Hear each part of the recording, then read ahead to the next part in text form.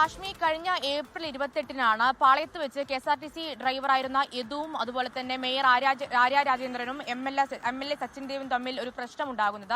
നടു റോഡിൽ KSRTC തടഞ്ഞു നിർത്തിയായിരുന്നു വാക്കുതർക്കം. അതിനുശേഷം അത് വലിയ വിവാദങ്ങളിലേക്ക് പോകുന്നു. KSRTC ഡ്രൈവറായിരുന്ന യദുവിനെ ജോലിയിൽ നിന്ന് മാറ്റി നിർത്തുന്നു. അതുപോലെ തന്നെ മേയറും തിരിച്ച് യദുവും ഇതുമായി ബന്ധപ്പെട്ട പരാതി നൽകിയിരുന്നു. പിന്നീട് പോലീസ് അന്വേഷണത്തിലും ഈ KSRTC ബസ്സിലെ തെളിവുകളടക്കം നശിപ്പിക്കപ്പെട്ടു എന്നുള്ള കാര്യങ്ങളടക്കം പറയുകയും ചെയ്തതാണ്.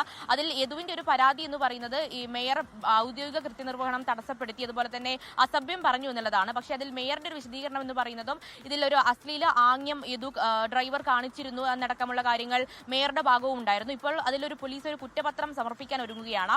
ഉടൻ കുറ്റപത്രം സമർപ്പിക്കുമെന്നാണ് അറിയുന്നത്. അതിലാണ് ഇപ്പോൾ മേയറായിട്ടുള്ള ആര്യ രാജേന്ദ്രന്റെയും അതുപോലെ തന്നെ ഭർത്താവ് സച്ചിൻ ദേവ് MLA-യുടെയും പേര് ഒഴിവാക്കിയിരിക്കുന്നത്. ഇപ്പോൾ സഹോദരനായിട്ടുള്ള അരവിന്ദിന്റെ മേയറുടെ സഹോദരനായിട്ടുള്ള അരവിന്ദിന്റെ പേര് മാത്രമാണ് കുറ്റപത്രത്തിലുള്ളത് എന്നുള്ളതാണ് വിവരം. അത് കുറ്റപത്രം ഉടൻ സമർപ്പിക്കും. അതിൽ നേരത്തെ തന്നെ യദു ഇത്തരം കാര്യങ്ങൾ ആരോപിച്ചുകൊണ്ട് ഇതിലൊരു കോടതിയുടെ മേൽനോട്ടത്തിൽ മാത്രം അന്വേഷണം നടത്തണമെന്ന് ആരോപിച്ചുകൊണ്ട് ഒരു ഹർജി നൽകിയിരുന്നു. പക്ഷേ അത് കോടതി തള്ളുകയും ചെയ്യുകയാണ്. ഇപ്പോൾ ലഭിക്കുന്ന വിവരമനുസരിച്ച് യദു ഇതിലൊരു പരാതി നൽകും. കാരണം ഇത് രാഷ്ട്രീയ പ്രേരിതമാണ്. ഈ ഒരു പേര് കുറ്റപത്രത്തിൽ നിന്ന് ഒഴിവാക്കിയത് രാഷ്ട്രീയ പ്രേരിതമാണെന്ന് ആരോപിച്ചുകൊണ്ട് യദു പരാതി നൽകുമെന്നുള്ളതാണ്.